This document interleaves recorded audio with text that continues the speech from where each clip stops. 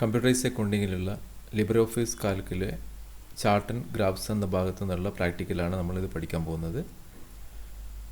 Draw a pie chart from the following data on vehicle registered in the motor vehicle department during 2016-17 in a city.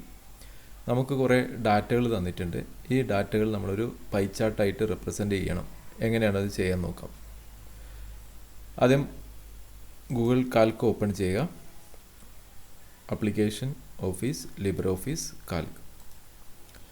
എന്നതിന് ശേഷം നമുക്ക് തന്നിട്ടുള്ള ഡാറ്റകളെല്ലാം തന്നെ ഇതിൽ enter ചെയ്യാണ് വേണ്ടത്. ആദ്യം നമുക്കിവിടെ എല്ലാ ഡാറ്റകളും നമുക്ക് തന്നിട്ടുള്ള ഡാറ്റകളെല്ലാം തന്നെ നമുക്കിവിടെ എൻ്റർ ചെയ്യാം. അതിനുശേഷം എല്ലാ ഡാറ്റകളും തന്നിട്ടുള്ള മുഴുവൻ കാര്യങ്ങളും നമുക്ക് ആദ്യം സെലക്ട് ചെയ്യാം. സെലക്ട് ചെയ്തതിന് ശേഷം ഇൻസേർട്ട് പോവാം.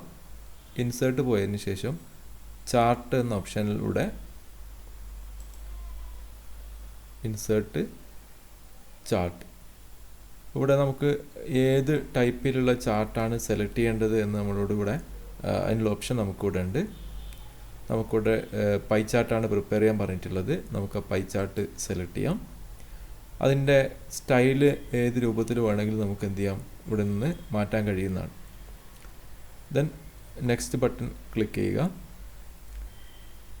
ഇവിടെ ഡാറ്റ സീരീസ് ഇൻ റോസ്, ഇവിടെ ഡാറ്റ സീരീസ് ഇൻ റോസ് എന്നുള്ളത് നമ്മൾ ക്ലിക്ക് ചെയ്യണം. ഡാറ്റ സീരീസ് റോസിലാണ് നമ്മൾ എൻ്റർ ചെയ്തിട്ടുള്ളത്. അതേപോലെ first row as label. First row എന്ന് പറയുന്നത് ഈ റോ ആണ്. ഫസ്റ്റ് റോയിൽ നമ്മൾ ലേബലാണ്. ലേബൽ എന്ന് പറയുന്നത് ഒരു കോളത്തിലോ അല്ലെങ്കിൽ ഒരു റോയിലോ എന്ത് ഡാറ്റയാണ് അടങ്ങിയിട്ടുള്ളതെന്ന് സൂചിപ്പിക്കാൻ വേണ്ടിയുള്ള ഹെഡിങ്ങിനെയാണ് നമ്മൾ ലേബൽ എന്നുകൊണ്ട് ഉദ്ദേശിക്കുന്നത്. ഇവിടെ ഫസ്റ്റ് റോയിൽ നമ്മൾ ലേബലാണ് രേഖപ്പെടുത്തിയിട്ടുള്ളത്. അതേപോലെ ഫസ്റ്റ് കോളത്തിലും ലേബലാണ് നമ്മൾ രേഖപ്പെടുത്തിയിട്ടുള്ളത്. അപ്പോൾ ഇതുകൊണ്ട് തന്നെ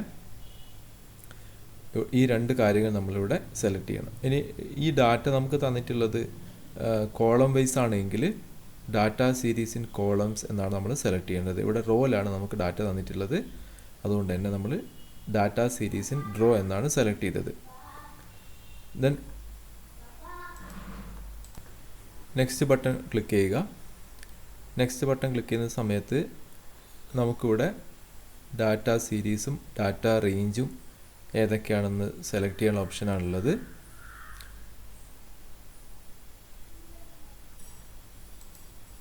ഇതിലൊന്നും കാര്യമായ മാറ്റം വരുത്തേണ്ട ആവശ്യമില്ല. നമുക്ക് വീണ്ടും നെക്സ്റ്റ് അടിക്കാം. നെക്സ്റ്റ് അടിക്കുന്ന സമയത്ത് നമുക്കിവിടെ ടൈറ്റിൽ, ചാർട്ടിൻ്റെ ടൈറ്റിൽ അടിക്കാനുള്ള ഒരു കോളമുണ്ട്. ഇവിടെ നമുക്ക് ടൈറ്റിൽ എന്താണോ ഈ ചാർട്ടിൽ നമ്മൾ കൊടുക്കാൻ ഉദ്ദേശിക്കുന്ന ടൈറ്റിൽ നമുക്കത് എൻ്റർ ചെയ്യാം. ഇവിടെ നമ്പർ ഓഫ് വെഹിക്കിൾസ് രജിസ്റ്റേർഡ്, ഇവിടെ നമ്പർ ഓഫ് വെഹിക്കിൾസ് രജിസ്റ്റേർഡ് നമ്മൾ എൻ്റർ ചെയ്തു. Then display legend. Display legend എന്ന് പറയുന്നത് ഓരോ ഐറ്റത്തെയും സൂചിപ്പിക്കാൻ വേണ്ടിയുള്ള കളർ സ്കെയിലിനെയാണ് നമ്മൾ ലെജൻഡ് എന്നുകൊണ്ട് ഉദ്ദേശിക്കുന്നത്. അത് ഏത് ഭാഗത്താണ് വരേണ്ടത് റൈറ്റ് തന്നെ നമുക്ക് സെലക്ട് ചെയ്യാം. എന്നതിന് ശേഷം നമുക്കിവിടെ ഫിനിഷ് കൊടുക്കാം. ഇവിടെ നമ്മൾ എൻ്റർ ചെയ്തിട്ടുള്ള ഡാറ്റയെ അടിസ്ഥാനമാക്കിയുള്ള പൈ ചാർട്ട് ഇവിടെ രൂപപ്പെട്ട് വന്നിട്ടുണ്ട്. നമുക്ക് വേണമെങ്കിൽ എഡിറ്റ് ചെയ്യാനുള്ള ഓപ്ഷൻ ഇവിടെ ഉണ്ട്. ഫോർമാറ്റ് ചാറ്റ് ഏരിയ എന്ന് ക്ലിക്ക് ചെയ്ത് കഴിഞ്ഞാൽ നമുക്ക് വേണമെങ്കിൽ എഡിറ്റ് ചെയ്യാം. ഇവിടെ ഓരോ ഇതിനെയാണ് നമ്മൾ ലെജൻഡ് എന്നുകൊണ്ട് ഉദ്ദേശിക്കുന്നത്.